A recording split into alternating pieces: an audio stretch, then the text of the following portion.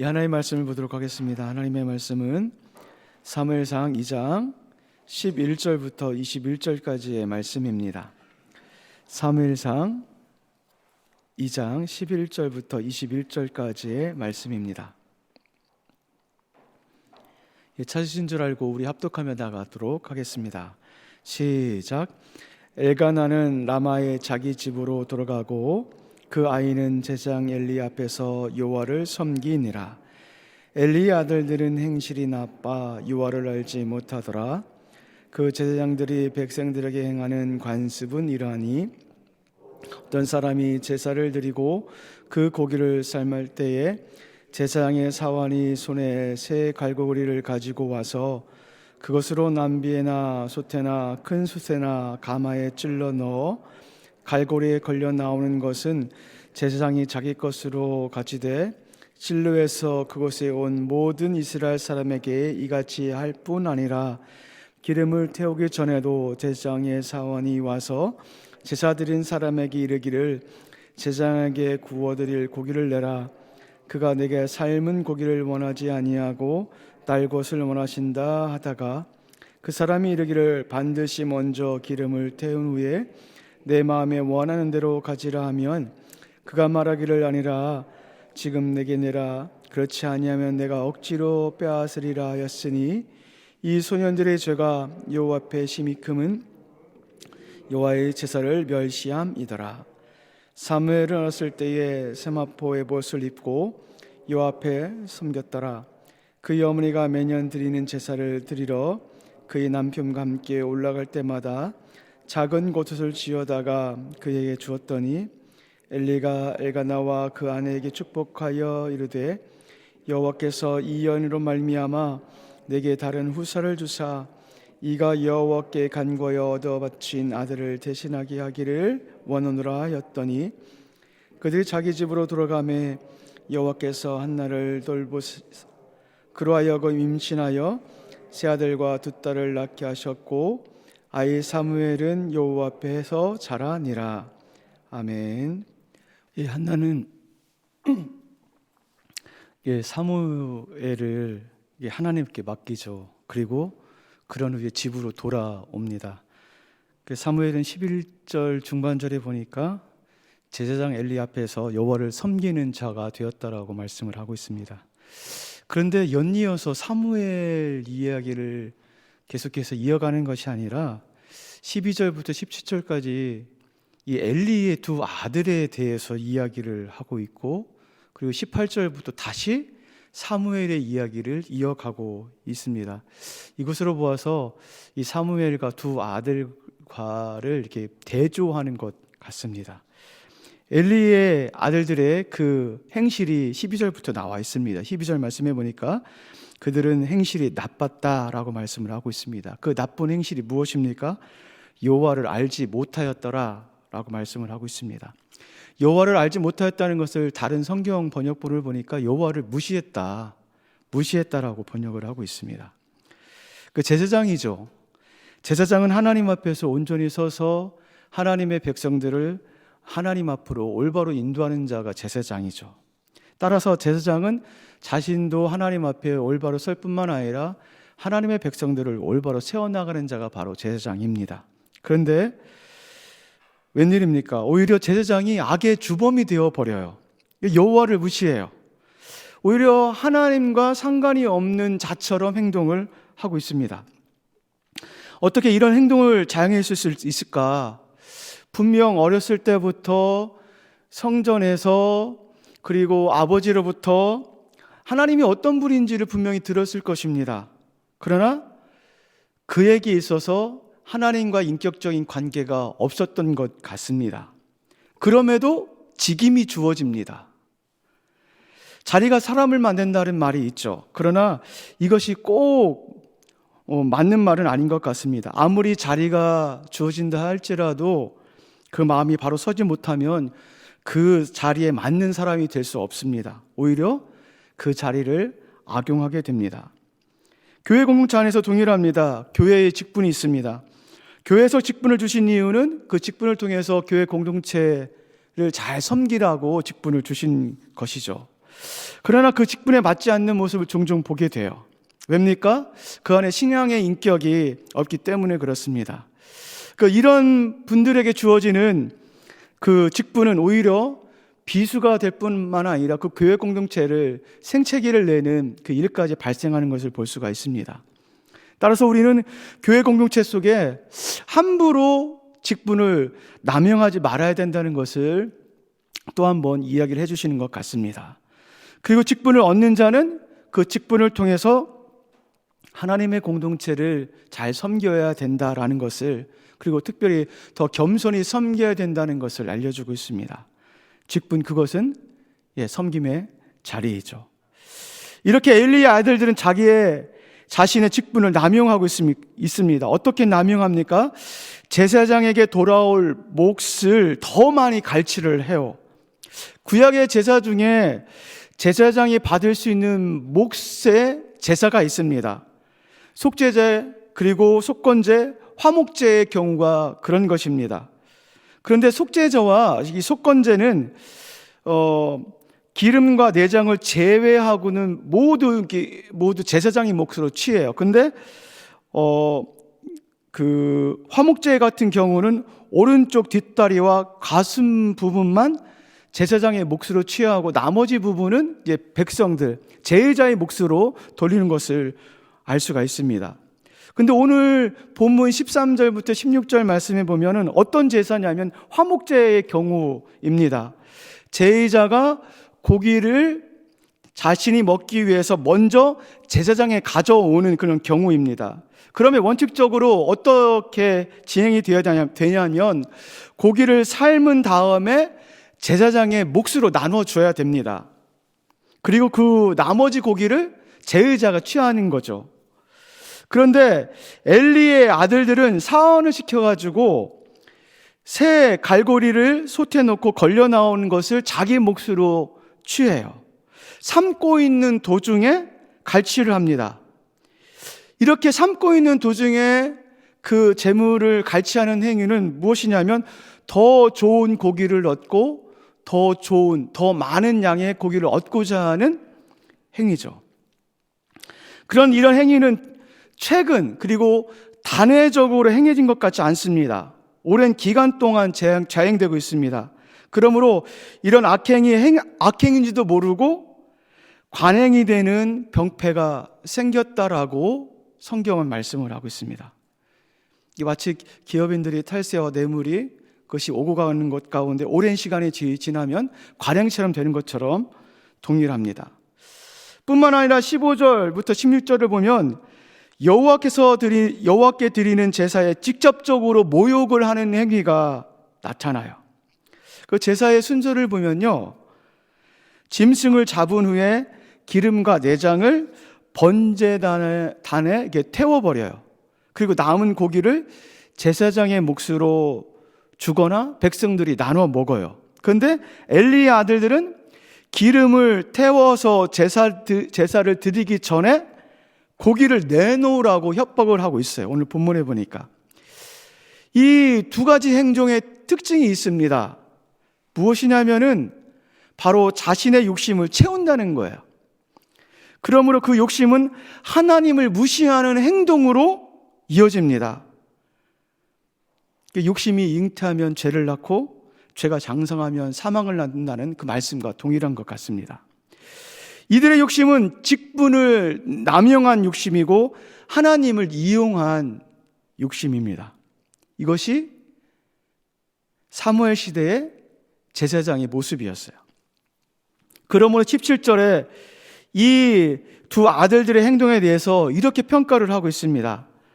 이 소년들의 죄가 여호와 앞에 심히 크다. 여기서 여호와 앞이라는 것은요, 여호와가 보시는 앞에, 우리나라의 정서로 말하면 하나님이 두 눈 시퍼렇게 뜨고 계시는데 그 앞에서 악행을 저지르고 있는 거예요. 따라서 이들의 행동은 하나님의 제사를 멸시하는 행동이에요.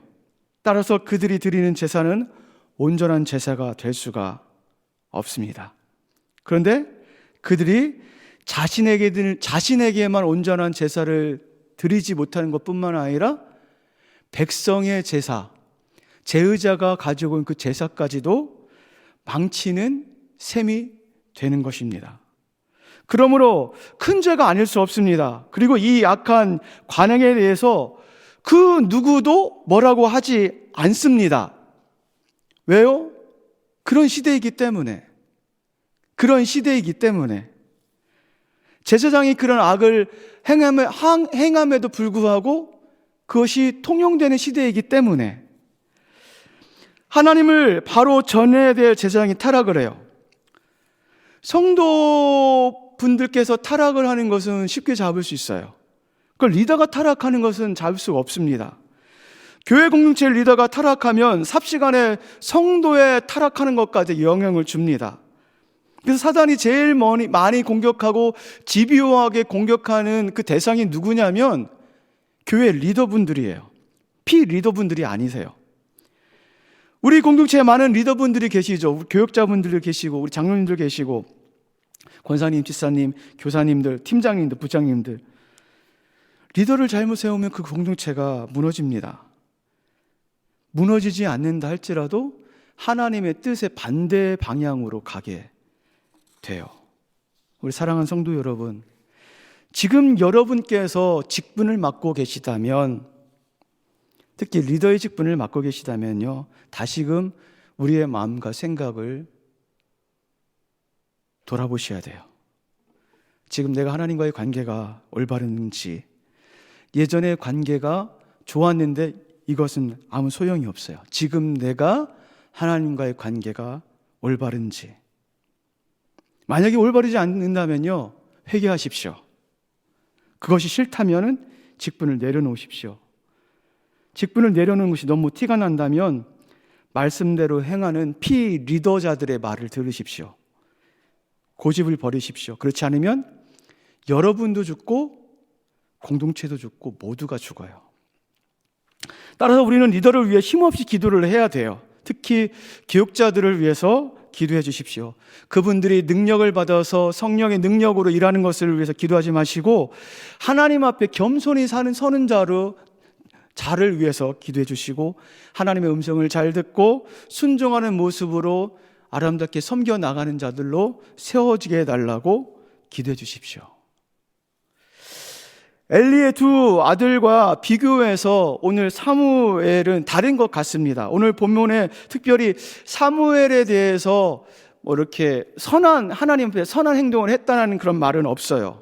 그러나 11절 말씀에 보면 그 아이는 제사장 엘리 앞에서 여호와를 섬겼더라 라고 말씀하고 있고 21절에 아이 사무엘은 여호와 앞에서 자라나니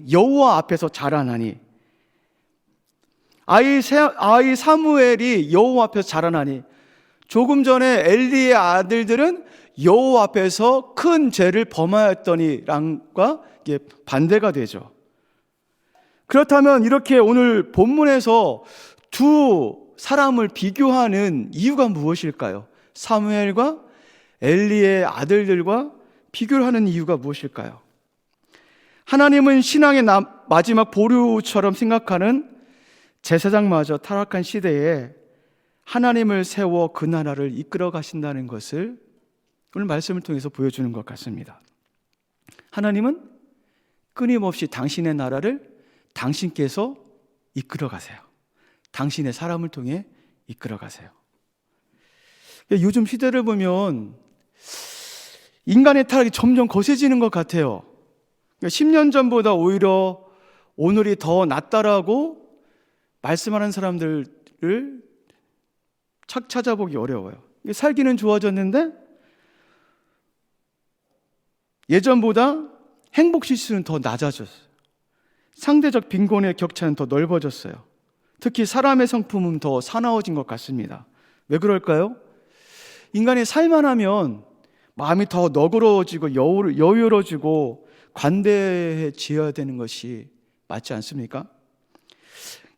그 예전에 아등바등을 살 때보다는 더 마음이 넓어져야 되는 것 아닙니까? 그런데 그렇지 않아요. 어쩌면 이렇게 생각하는 것이 저의 주관적인 생각일지도 모르겠어요. 그런데 제가 계속해서 타인으로부터 듣는 이야기는 그런 겁니다. 이구동성을 하시는 말씀이 예전보다 지금이 더 힘들다.